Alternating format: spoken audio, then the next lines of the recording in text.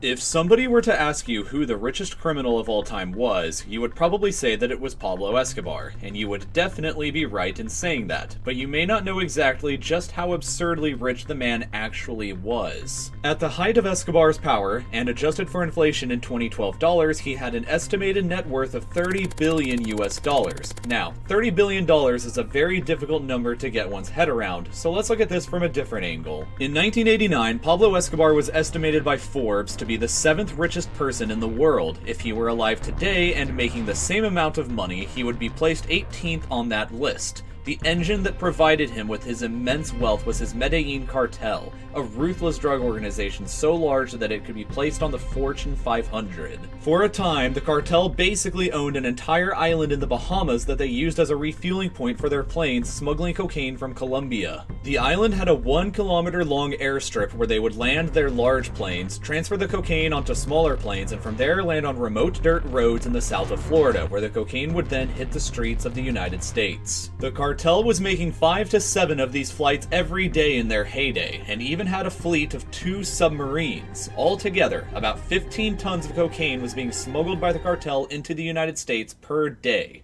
This amounted to them controlling 84 to 90% of the cocaine supply in the United States, and about 80% of the total global cocaine supply.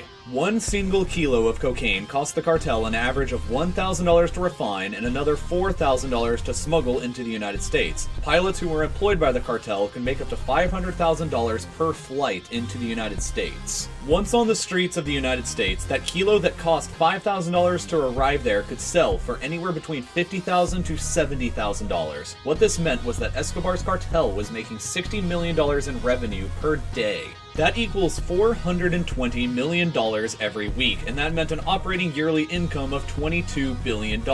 They were making so much money that they had to spend around $1,000 each week just on rubber bands to keep their mountains of cash all neat and organized. They ran out of places to store their money and had to resort to stashing it in old, worn-down warehouses and even buried it in remote fields. Escobar decided to write off 10% of their monthly revenue simply because that's about how much was being eaten by rats or damaged by water. That's about $2.2 billion every year that was simply being destroyed, and it didn't affect Escobar much at all. This is a man who once burned $2 million in cold cash just to keep his daughter warm one time when she was cold. Now, let's get some perspective on these numbers. As stated earlier, these numbers are so astronomically high that they're very difficult to visualize. Let's think about how the average yearly income for somebody in Colombia today is $5,194. That means that today, it would take 4,235,657 average Colombians to combine their yearly incomes just to match Pablo Escobar's. Moving over to the United States for a comparison, the average yearly household income here is $51,939.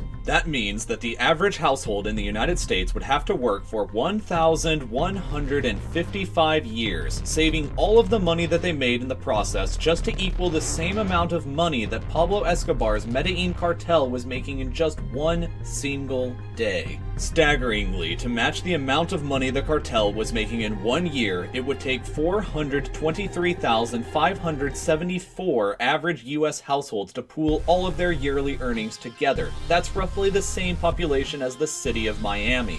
And what about Escobar's reported net worth of $30 billion? That value is so high, it's roughly equivalent to the entire 2016 GDP of Paraguay, a country with a population of 6,783,000 people. If the Medellin cartel at its peak was actually listed as an American company on the Fortune 500 today, it would be placed as the 129th largest company by yearly revenue, just making more money than the Union Pacific Railroad Company, while also making more money than Starbucks, Staples, Kohl's, Southwest Airlines, and even Facebook. But all of this wealth couldn't possibly last forever. Escobar's cartel was responsible for an estimated 3,500 murders, 500 of whom were police officers in the city of Medellin. Escobar himself was gunned down in a hail of bullets on the 2nd of December in 1993, and his cartel and wealth largely died with him.